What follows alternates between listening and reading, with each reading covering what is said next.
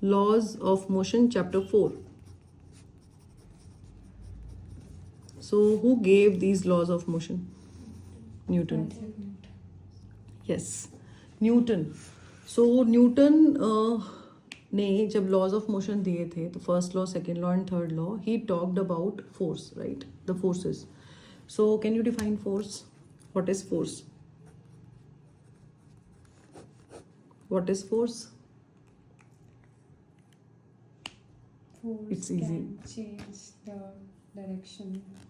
Yes, force can Moving change object. the direction. Force is an external External pull or effort. push. Yes, external effort in the form of push or pull. And this external effort produces or tries to produce motion in a body at rest.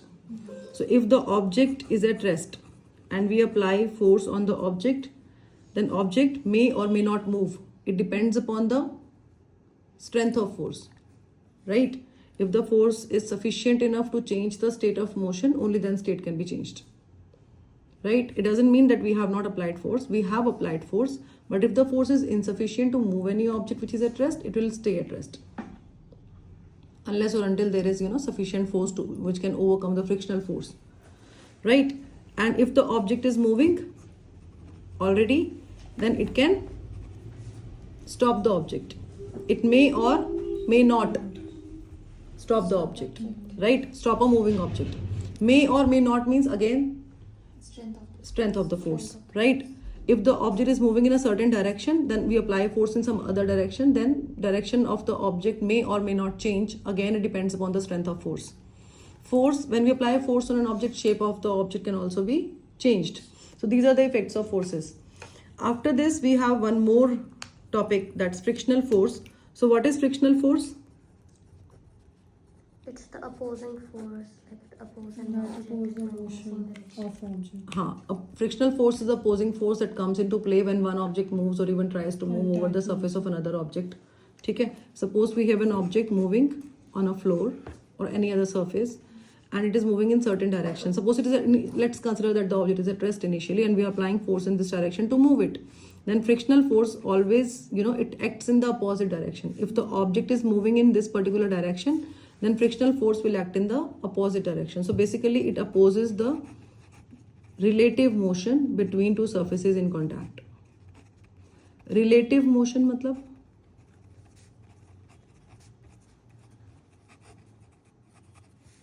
Relative motion means? What is relative motion?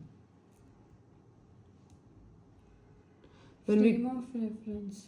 Yes, you can you relate a frame of reference with the relative motion? Inertial, non-inertial frame of reference. वो तो depend करता है कि accelerating frame है या non accelerating frame है, inertial non inertial वो होते हैं. जो कांटेक्ट में होते हैं. जैसे दो ऑब्जेक्ट्स अगर कांटेक्ट में हैं, अगर हम बोल रहे हैं कि ये वाला object it is moving in forward direction, तो this surface is moving in backward direction with respect to the object.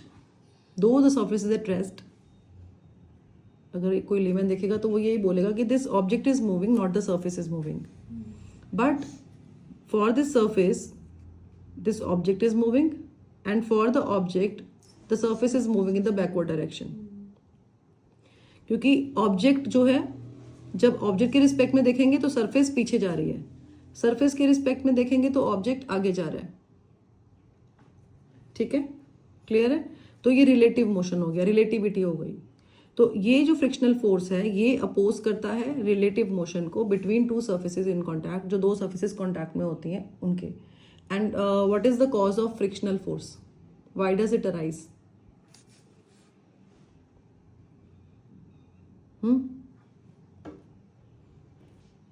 What is the cause of frictional force? It's easy. It is a resistive force. ये रोकता है motion को. और it is a kind of dissipative force we can say, because आप अपनी energy exhaust करते हो to overcome the frictional force. Only then the object can move, right? So what is the cause of frictional force? Why does it arise? We see frictional force everywhere, even on the ground. Everywhere we see frictional force, right? We are writing because of the frictional forces. Writing is possible just because of friction. So what is the cause of friction? Surface. irregularities between the surfaces in contact. So when two surfaces come in contact with each other, the irregularities get interlocked.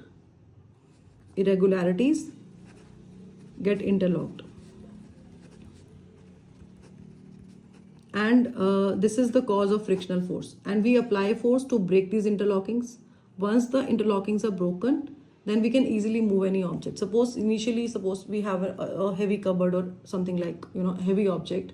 Initially you find it hard in moving the object. You find it very difficult in moving the object because that object is heavy, right? But once it starts moving, then it is easier to move the object further, right? Because irregularities once broken, they get time to get interlocked again, and you are not providing the sufficient time for the interlockings to get interlocked, for the irregularities to get interlocked, right?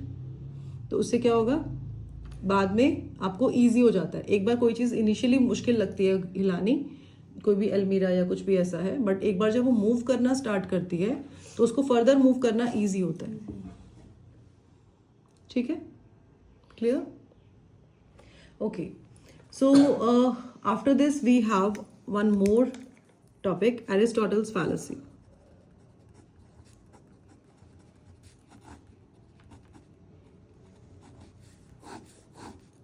Flaw था ये flaw क्या था? Aristotle का जो था उसमें क्या है कि he said that external force is required to keep the body in motion. ठीक है, external force is needed to keep the body in motion. तो प्लीज कमेंट ऑन दिस.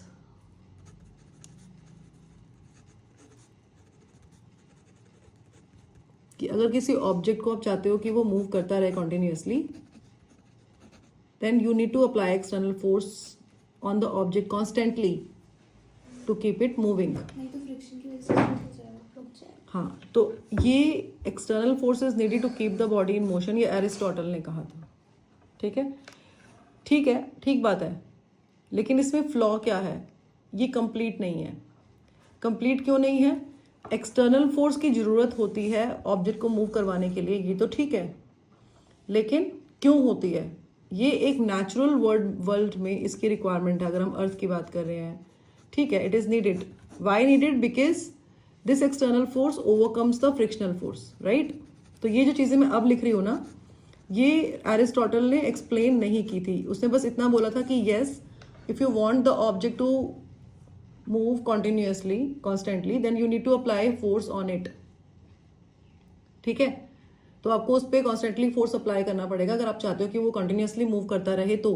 लेकिन क्यों फोर्स अप्लाई करना पड़ेगा? क्योंकि ये फ्लॉ था, because he has not explained this thing that why do we need this external force to keep the body in motion, right? Next topic is inertia. Inertia means resistance to change. Resistance to change. Resistance means resist करना, जो change ना होना चाहे. Can you define inertia? You have done this in class 9. Resist the change of motion in the object, whether it is in motion or rest. So it is the inherent property of an object by virtue of which it opposes any change in the state of rest or of uniform motion along a straight line unless or until an external force is applied on it. तो resistance to change का मतलब ये है कि हर object की एक inherent property होती है, उसके अंदर एक प्रॉपर्टी होती है, कैरेक्टरिस्टिक होता है हर ऑब्जेक्ट का कि वो चेंज को रेजिस्ट करता है, चेंज को मतलब ट्राई करता है कि वो चेंज ना हो उसके अंदर. ठीक है, तो अगर कोई ऑब्जेक्ट रेस्ट पे है, the object at rest wants to stay at rest and the object which is moving wants to move continuously with a constant velocity. ठीक है, तो जो चीज़ रेस्ट पे है वो रेस्ट पे रहना चाहती है और जो चीज़ मूव कर रही है वो कॉन्टिन्यूसली मूव करना चाहती है, राइट? तो अगर उसको हम जो रेस्ट पे है उसको चलाने का कोशिश करेंगे तो वो उसको रेजिस्ट करेगा.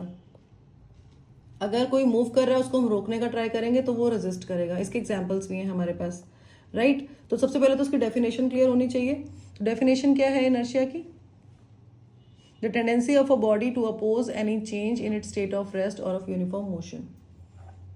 टेंडेंसी ऑफ अ बॉडी और inherent property of an object, जैसे मैंने आपको बताया, by virtue of which it oppose any change in the state of motion is called inertia. ठीक है, अब inertia is of 3 types: inertia of rest, Inertia of motion, inertia of direction. Yes, inertia of rest, inertia of motion, inertia of direction. inertia of rest क्या होता है? Rest. कि अगर कोई object rest पे है then object wants to stay at rest only. तो इसका सब तीनों में एक एग्जांपल जाता है बस वाला. अगर कोई बस इनिशियली रेस्ट पे है and a passenger is standing in the bus and बस स्टार्ट्स मूविंग सडनली, ठीक है, ड्राइवर जो है उसको एकदम से स्टार्ट करता है बस को, तो आपको जो पैसेंजर होता है उसके अंदर जो खड़ा हुआ है या बैठा भी हुआ है अगर कोई, तो उसको एक जर्क फील होता है. वो जर्क कैसा होता है?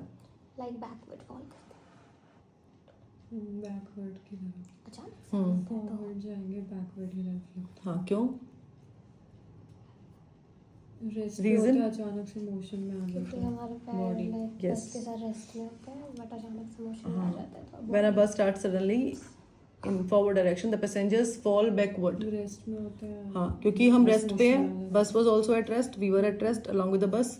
जब बस मूव करना स्टार्ट करती है तो हमारी जो अपर बॉडी है वो बैकवर्ड जाती है टू रेजिस्ट द चेंज, है ना. चेंज क्या है? मोशन. अगर मोशन फॉरवर्ड डायरेक्शन में है then upper body moves in backward direction, जो चेंज कर रही है, रेजिस्ट कर रही है चेंज को, ठीक है. ये रेजिस्ट कर रही है चेंज को, इसलिए ये बैकवर्ड डायरेक्शन जा रही है. लेकिन जो हमारा लोअर बॉडी है it is moving along with the bus because bus is moving. So lower body is moving along with the bus but the upper body resist the change and falls in backward direction, ठीक है. Similarly अगर कोई moving bus है and the driver applies the brakes and bus stops, आगे हो जाता है. तो बहुत आगे को जाते हैं. क्योंकि जब अगर बस इनिशियली मूव कर रही थी फॉरवर्ड डायरेक्शन में, जब ड्राइवर ने ब्रेक अप्लाई किया तो वो रुका. तो रुका मतलब उसने अपोज किया मोशन को. तो आपकी जो अपर बॉडी है again it will resist the change in the state of motion and it moves in the forward direction. और जो लोअर बॉडी है वो बस के साथ ही रहेगी, ठीक है. ऐसे ही जब डायरेक्शन चेंज होती है तो अगर कोई राउंड अबाउट आ गया, कोई कर्व्ड पाथ है, वहां पे अगर डायरेक्शन चेंज होती है अगेन, तब क्या होता है? उसके अपोजिट डायरेक्शन में करते हैं. A fast moving bus negotiates a curve on the road. Passengers fall towards the center of the curved road. है ना. जैसे कर्व्ड रोड है तो towards the center of the curved road we fall. Again, this is because of inertia of direction. इसके अलावा भी इसके बहुत सारे एग्जाम्पल्स हैं कि जैसे आपने सुना वो पढ़ा होगा कि if you shake vigorously the branch of a tree then leaves fall down, है ना. When a carpet is bitten with a stick dust comes out of it. This is because of inertia of rest. वो paper coin का भी एक example था. Paper coin का भी example था कि अगर आप फ्लिक करते हो उसको तो फिर उस केस में कॉइन जो है वो नीचे चला जाता है, कार्डबोर्ड जो है वो आगे निकल जाता है और coin goes in the glass, है ना. और कैरम बोर्ड का एग्जाम्पल है. कैरम बोर्ड पे अगर हम स्ट्राइकर मारते हैं तो क्या होता है? उसमें भी तो आप पहले इनिशियली उसका वो पूरा पाइल क्रिएट कर देते हो ना, तो पाइल पूरा गिर जाता है वो, अच्छा. है ना. तो वहां पे भी इनर्शिया है. फैन स्विच ऑफ करते हो उसके बाद भी मूव करता है कुछ टाइम तक, यहाँ पे भी इनर्शिया है, राइट. तो देयर सो मेनी एग्जाम्पल्स जो रियल लाइफ के एग्जाम्पल्स हैं, ठीक है. अगर आप स्केटर बोर्ड में हो और सामने से कुछ आ जाए तो you may fall in forward direction, that's also inertia, है ना. There number of examples, right. तो ये आपका इनर्शिया हो गया. Next topic is inertia and mass. So अभी इसमें हम क्या कर रहे हैं कि how inertia and mass are related. देखो अगर कोई एक कंसिडर करते हैं एक situation where we have a hill, ठीक है. यहाँ पे एक हिल है, एक बड़ी रॉक आ रही है यहाँ से और एक छोटा सा स्टोन आ रहा है यहाँ से एंड ये दोनों नीचे आ रहे हैं with the same velocity v. Which one is easier to stop? The small one. Smaller one. Smaller one is easier to stop because it has less mass, less inertia. ठीक है. इसकी जो टेंडेंसी है अपने स्टेट में रहने की वो कम है. इसका मास ग्रेटर है ना. मोर mass more inertia.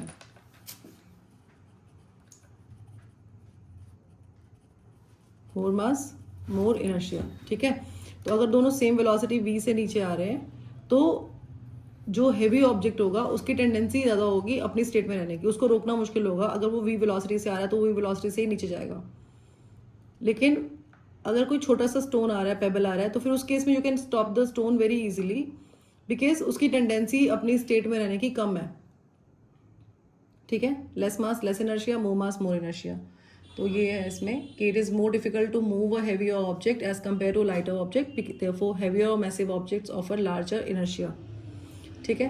So the inertia of a body is measured by its mass, and inertia is a natural tendency of an object to resist any change in its state of rest or of uniform motion. Her object की natural tendency होती है, जिसका मास ज़्यादा होगा उसकी tendency भी ज़्यादा होगी अपने स्टेट ऑफ मोशन में रहने की. ठीक है, clear. Newton's first law of motion.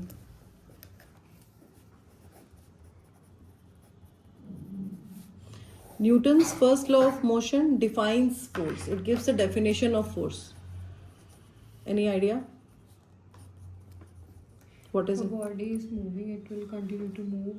If a body is at rest, it will remain at rest unless any external force is applied. If no unbalanced force is acting on the object, right?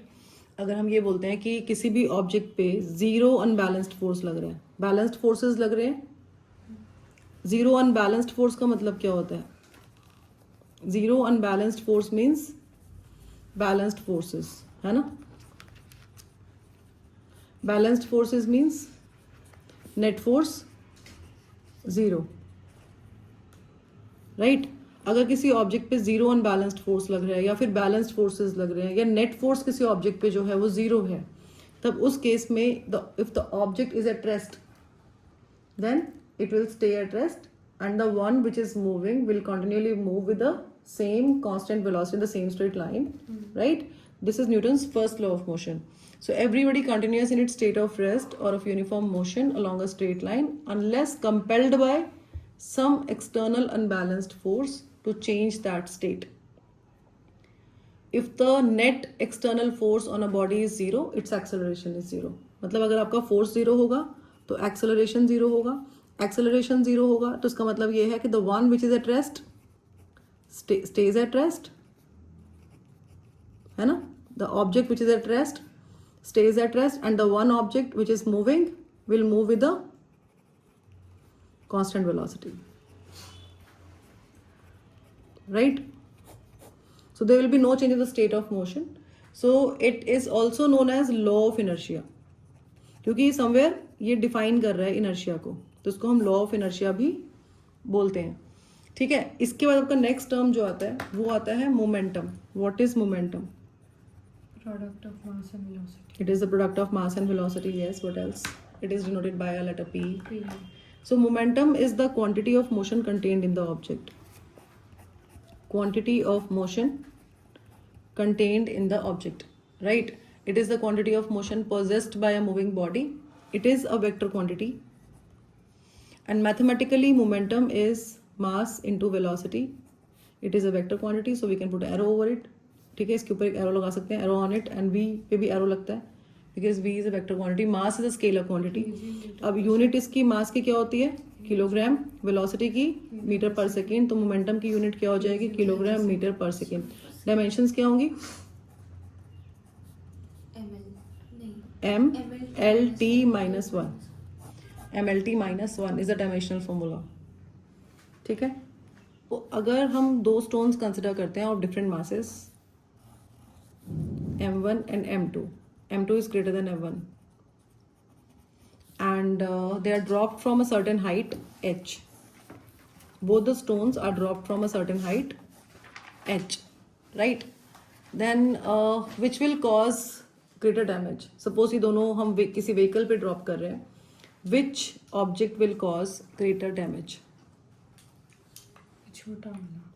नहीं. बड़ा वाला. इसका मतलब ये, हाँ, बड़े वाला greater damage cause करेगा. तो आपका जो मोमेंटम है वो किसके प्रोपोर्शनल हो गया? मास के. ठीक है. दोनों स्टोन्स की अगर वेलोसिटी सेम है लेकिन ये ग्रेटर फोर्स जो है उस पर अप्लाई करेगा, ठीक है, तो वो ग्राउंड को टच करेगा तो उसका मोमेंटम ग्रेटर है. अब एक नेक्स्ट सिचुएशन कंसिडर करते हैं. Now this time we have objects of same mass m and they are dropped from different heights, height h1 and height h2. They are dropped from different heights on a vehicle, which one will cause greater damage? H2. जो जितने ज़्यादा ऊपर से गिरेगा जितनी ज़्यादा ऊपर से गिरेगा वो ग्रेटर ज़्यादा डैमेज कॉज damage करेगा. क्यों? क्योंकि उसका पोटेंशियल एनर्जी ग्रेटर है, वो कन्वर्ट होगा काइनेटिक एनर्जी में, ग्रेटर हाइट है ना. तो जितने ज़्यादा हाइट होगा उतनी ज़्यादा उसकी पोटेंशियल एनर्जी होगी, mgh होती है. और जब वो ऊपर से गिरेगा, इनिशियल वेलोसिटी तो जीरो है, जो सारी की सारी पोटेंशियल एनर्जी जो है वो उसकी काइनेटिक एनर्जी में कन्वर्ट हो जाती है when it strikes the ground, है ना. अगर कोई हम फ्रिक्शनल फोर्स कंसिडर नहीं कर रहे हैं तो आपका जो पोटेंशियल एनर्जी जो है, जितना भी पोटेंशियल एनर्जी है, law of conservation of energy पता है ना. If there are no frictional और डेसिपेटिव फोर्सेस तो जितना भी पोटेंशियल एनर्जी है वो काइनेटिक में कन्वर्ट हो जाएगा. मास तो चेंज हो नहीं रहा है, तो ग्रेटर वेलोसिटी से वो हिट करेगा ग्राउंड को, तो it will cause greater damage, क्योंकि इसकी वेलोसिटी ग्रेटर होगी. इसका मतलब मोमेंटम जो है आपका वेलोसिटी पे भी डिपेंड करता है. तो यहाँ से आपका ये रिलेशन आया है. तो आपका जो मोमेंटम है, क्वांटिटी ऑफ मोशन है, depends upon two quantities, mass and velocity. ठीक है, तो P is equal to mv हो गया. Next is Newton's second law of motion.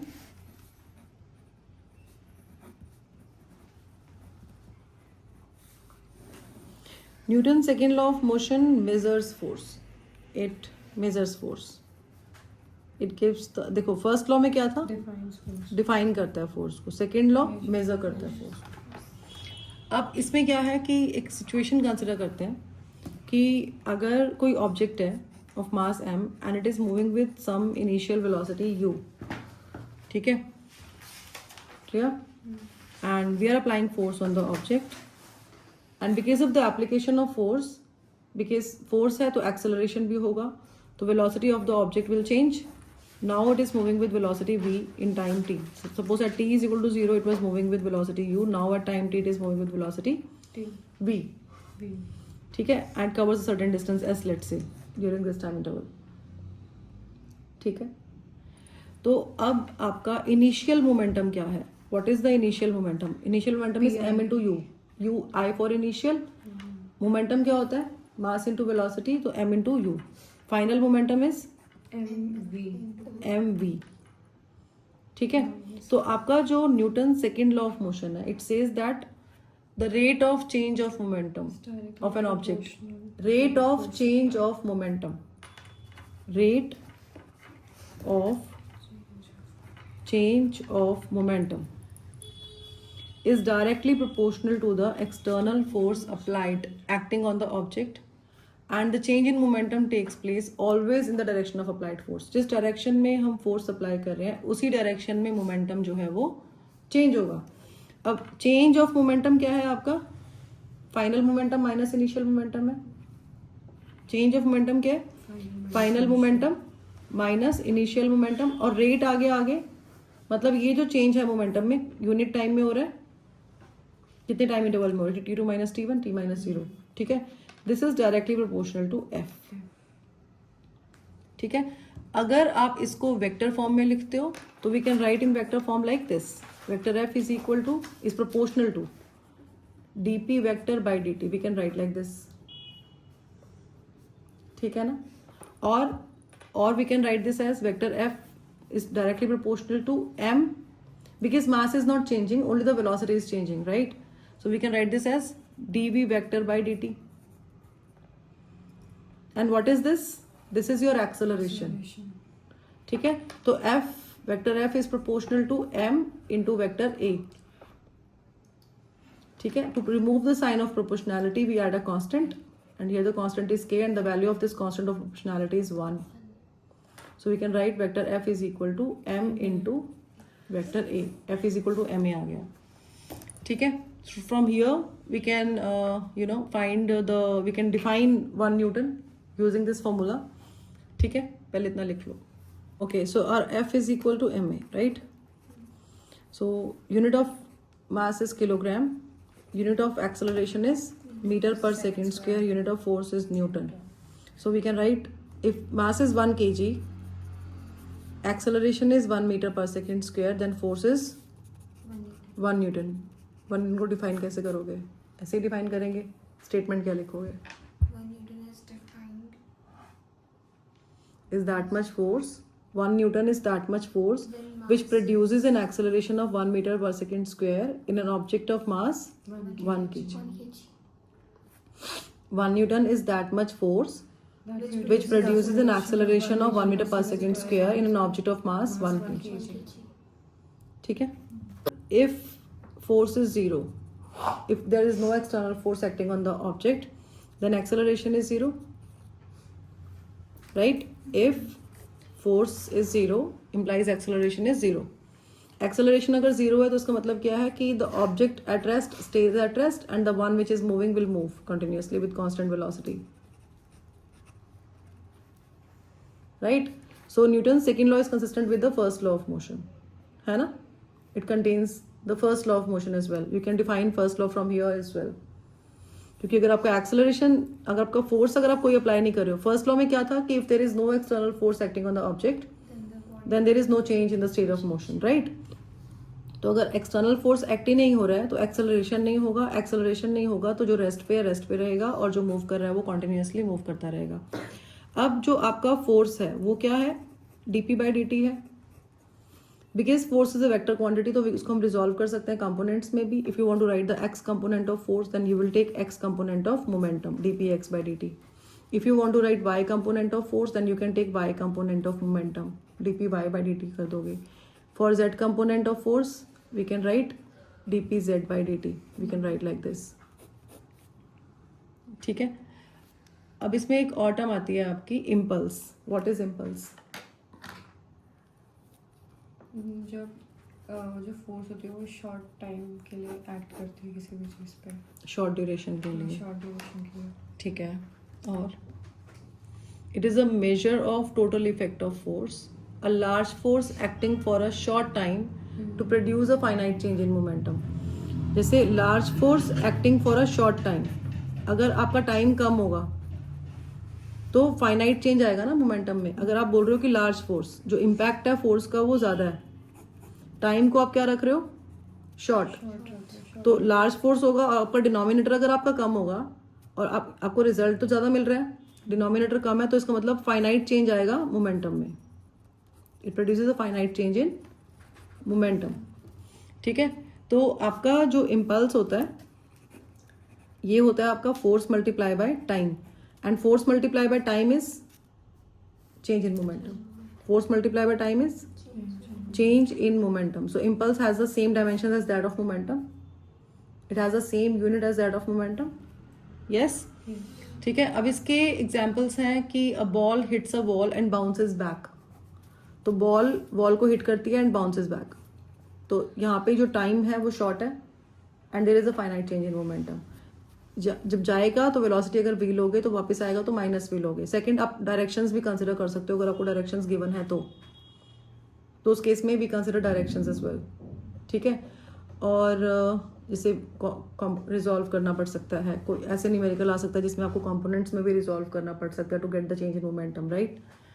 Cricket player lowers his hand to catch the ball. Justify. Like he increases the time so that the force acting on impact कम पड़े force का, उसको injury ना हो. Yes. Vehicles are provided with shockers. Buffers होते हैं. Bogies of train are provided with buffers. Any idea?